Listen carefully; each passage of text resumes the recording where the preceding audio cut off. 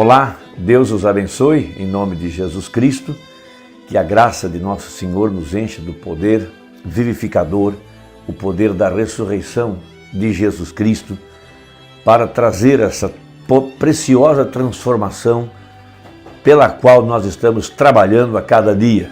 Cada dia o Espírito de Deus amadurece essa mensagem para que a gente possa comê-la, comer toda a mensagem, comer todo o cordeiro. Como nós sabemos, estamos nesse terceiro êxodo, de acordo com Apocalipse capítulo 10, o mesmo Espírito que guiou Moisés para fora do Egito, o mesmo Espírito que guiou a igreja do Novo Testamento para a nova igreja que foi batizada com o Espírito Santo no livro de Atos. Esse é o mesmo Deus operando da mesma maneira, operando de acordo com a sua palavra. Ele é o mesmo ontem, hoje e eternamente.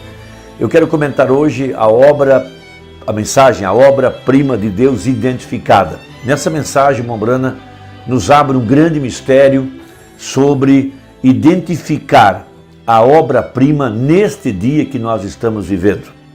Muitas vezes as pessoas olham para algo e não conseguem ver naquela obra algo grande, majestoso, algo realmente digno de nota. Mas às vezes aí vai lá um crítico e olha e analisa o que estava na mente do escultor, ou do pintor, ou do músico, seja quem for. Ele faz suas análises e de acordo com os sentimentos, de acordo com a capacidade, o que aquilo realmente significa.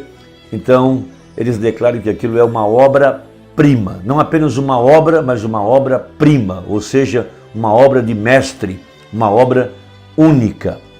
Quando se fala que ela é uma obra-prima, significa que ela é única, não há outra igual a ela.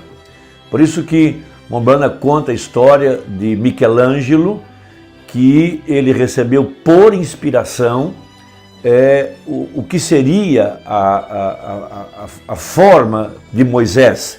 Por isso que ele disse que tudo que é verdadeiro vem por inspiração. Uma música verdadeira vem por inspiração. Uma pintura extraordinária vem por inspiração, e assim vai.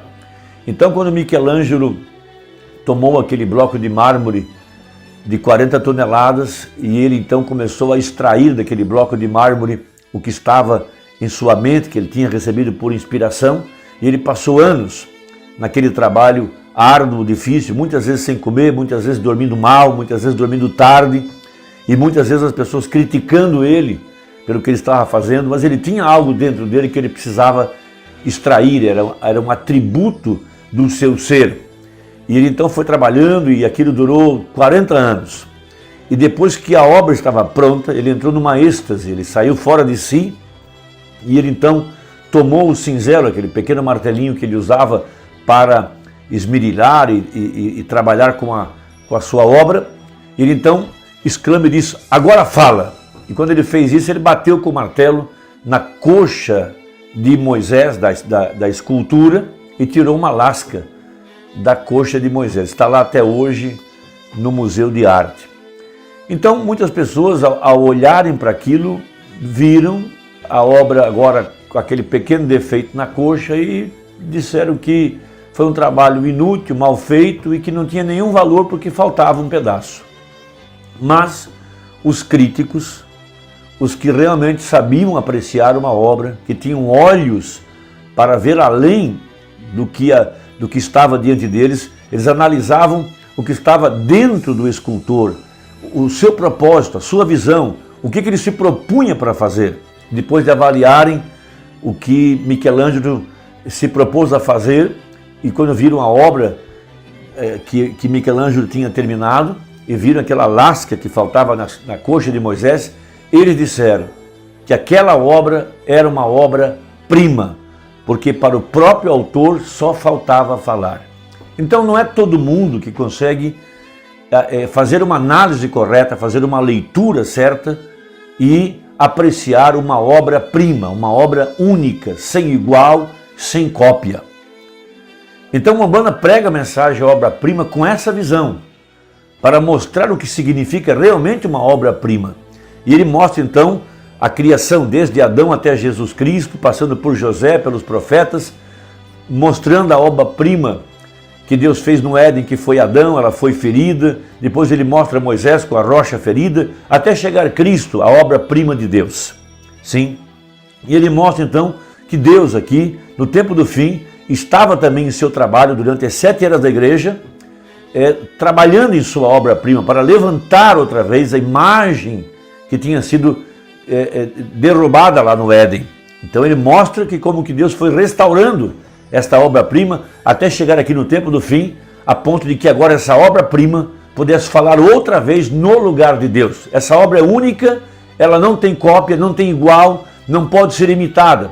Então hoje nós entendemos por que o profeta disse, que o anjo disse para ele que ele não deveria explicar a terceira etapa, que a terceira etapa não seria explicada a um povo e ela não seria imitada. Ninguém poderia personificá-la, por isso foi chamada de a obra-prima, única.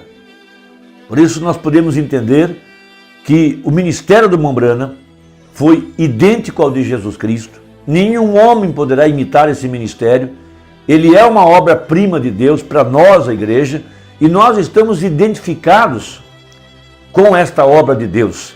Nós pregamos ela, cremos ela é a nossa vida, ela é o nosso alimento, ela é a nossa música, ela é a nossa oração, e nós estamos hoje reprofetizando essa mensagem pregada pelo profeta da maneira que ele pregou. Então esta obra-prima que Deus fez, veja, escondida atrás de peles humanas, por isso que o livro de Apocalipse, a palavra Apocalipse, significa tirar o véu. Então Deus executou sua obra-prima, trouxe a restauração, começando por Lutero, continuando com Wesley, chegando em Pentecostes, mas somente aqui no tempo do fim foi que ele tirou o véu de sobre a sua obra-prima para mostrar Jesus Cristo outra vez em carne humana.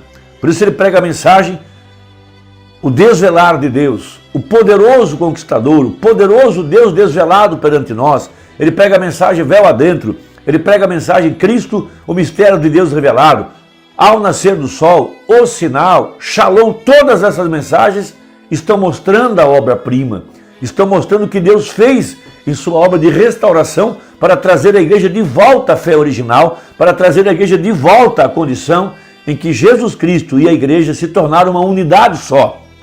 Nós estamos agora cavalgando em cavalos brancos, que é a palavra, seguindo a Jesus Cristo montado num cavalo branco, que é a palavra. Sim, a igreja não será enganada. A igreja identificou a obra-prima de Deus nesse tempo do fim.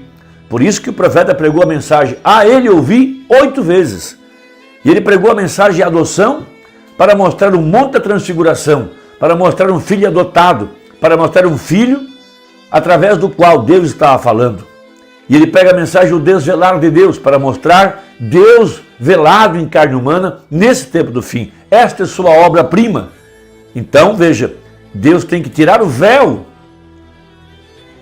que está em nossos olhos para revelar a obra-prima identificada. Então, ele usa a mensagem, melhor, ele usa Hebreus capítulo 7, para mostrar como que Levi estava identificado com Abraão a partir do momento que ele passou a receber os dízimos e a pagar os dízimos. Ele estava identificado como sendo uma semente real de Abraão, a ponto de que o apóstolo São Paulo fala que Levi estava tão identificado com Abraão que Levi estava nos próprios lombos de Abraão para provar que era uma semente real. Então veja, nós estamos provando que estamos identificados com essa mensagem quando damos crédito a ela, quando cremos naquilo que pregou o profeta, naquilo que realmente ele quis revelar. Nós estamos identificados com o pilar de fogo, identificados com a nuvem, identificados com o ministério do Filho do Homem, identificados com o 7º selo, identificados com a terceira etapa, identificados com a nossa expiação, que é reconhecer o Messias nesse tempo em que nós estamos vivendo. Então veja, nessa mensagem, eu disse que para eu ser um verdadeiro cristão, eu tenho que estar identificado com a palavra da hora, não com aquilo que passou. Não ficar de longe, com medo de dar sua opinião ou de se posicionar. Mas um verdadeiro cristão, ele se posiciona, veja, a obra de Deus identificada, e o verdadeiro cristão se posiciona corretamente ao lado dessa palavra. Nós estamos identificados. Veja, assim como Pedro, ele quis disfarçar e ele agiu com dissimulação, dizendo que ele não pertencia ao grupo de Jesus. Mas aquela empregada disse, o teu jeito de falar te denuncia. Nossa mensagem, nossas músicas, nossa oração, aquilo que cremos, nos denuncia. Nós não temos dúvida do que nós cremos, nós estamos identificados com essa obra-prima de Deus nesse tempo do fim. Então, em Hebreus 7, a partir do versículo 4, está escrito, considerai, pois, quão grande era este, a quem até o patriarca Abraão deu os dízimos dos despojos. Ele está falando de Melquisedeque, que Abraão deu o dízimo de tudo.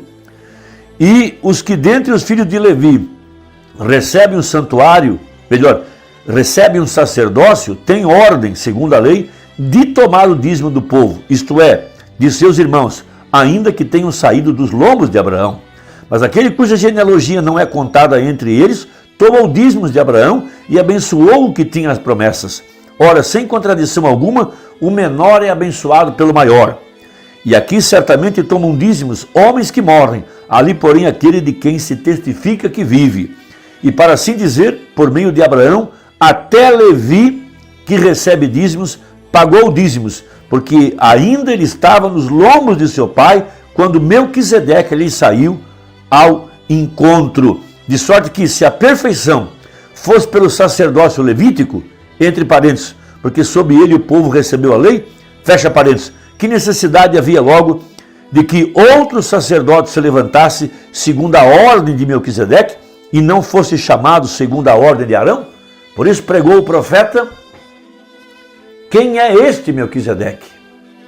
Ele prega também Melquisedeque, o grande príncipe e rei, para mostrar que aquele mesmo Deus, aquele mesmo homem que apareceu em carne humana para Abraão, é o mesmo que tem vindo aqui no tempo do fim. Então, na mensagem, a obra-prima identificada, tomando esse contexto, ele diz assim no parágrafo 162, para ser cristão, eu tenho de ser a mesma coisa, aleluia, sim senhor, se sou cristão, então eu preguei o evangelho e adverti dos juízos vindouros com Noé.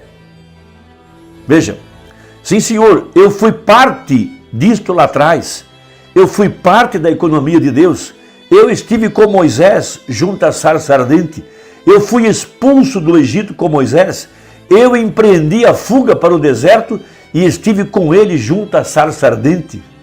Eu ouvi a sua voz, eu vi sua glória, eu vi a coluna de fogo lá naquela sarça lá atrás, falando com Moisés. Eu estive com ele junto ao mar vermelho, quando se abriu. Eu vi a coluna de fogo assentar-se sobre o monte Sinai. Eu comi maná no deserto e bebi da rocha ferida. Aleluia! Eu não me sinto com 55 anos nesse momento, diz o profeta. Amém? Sim, senhor. Eu comi maná no deserto, com os filhos hebreus lá no deserto, e bebi daquela mesma rocha ferida. Eu permaneci com Josué aquela manhã, quando ele estava examinando os muros de Jericó, e vi um homem de pé. Ele puxou sua espada e correu ao seu encontro e disse, és tu dos nossos? És tu o nosso inimigo? Ele disse, eu sou o príncipe do exército do Senhor. Eu vi Josué lançar sua espada em terra. Eu me ajoelhei com Josué quando me inclinei perante ele, o príncipe do Senhor do seu exército. Eu vi os muros de Jericó caírem ao soar a trombeta. Eu vi Josué, ele disse, sol detém-se e lua permaneça sobre Aijalon, não te movas. Eu vi o sol deter-se e a lua não deixar de dar a sua luz. Eu vi tudo isso acontecendo. Aí ele vai, ele estava com Daniel na cova dos leões, e aí vai por toda a Bíblia, ele fala que estava com Jesus quando ele andou aqui na terra, estava na crucificação, estava na morte, estava no sepultamento, estava na ressurreição. Esta é a grande verdade, nós estamos identificados com essa mensagem da hora. Parágrafo 191. Assim, veja, ele tem talhado, ele quer talhar a igreja, exatamente como fez com o filho, como fez com a noiva e o noivo, para ser sua noiva. Você tem de ser parte dele, não parte do credo, não parte da igreja, não parte da denominação, mas parte dele. Ser lavrado de qualquer outro tipo de forma não funciona. Você tem de ser lavrado da palavra. o mundo cortado de você e apenas deixar só a palavra viver em você. O grande escultor está contando que você esteja disposto a permanecer e ter a si próprio moldado à semelhança do seu requisito, que sua palavra requer. Nos últimos dias derramarei o meu espírito sobre toda a carne. Vossos filhos e filhas profetizarão. Cristo é a obra-prima identificada da palavra feita carne. Requer-se que você se identifique nele, pela mesma palavra, para ser a obra-prima para a noiva. Você tem que estar identificado com essa mensagem, para ser parte dessa mensagem. Para ser a noiva, você tem que estar identificado com Jesus em carne humana. Foi isso que a Virgem Nécia não conseguiu ver e por isso ela vai para a grande tribulação. Mas o eleito, aquele que enxergou a obra-prima, que identificou ela, esse está recebendo a fé para o arrebatamento. Deus te abençoe. Se gostou, deixe o seu comentário. Se não é inscrito, aperte o sininho e até a próxima, se Deus quiser, em nome de Jesus. Amém.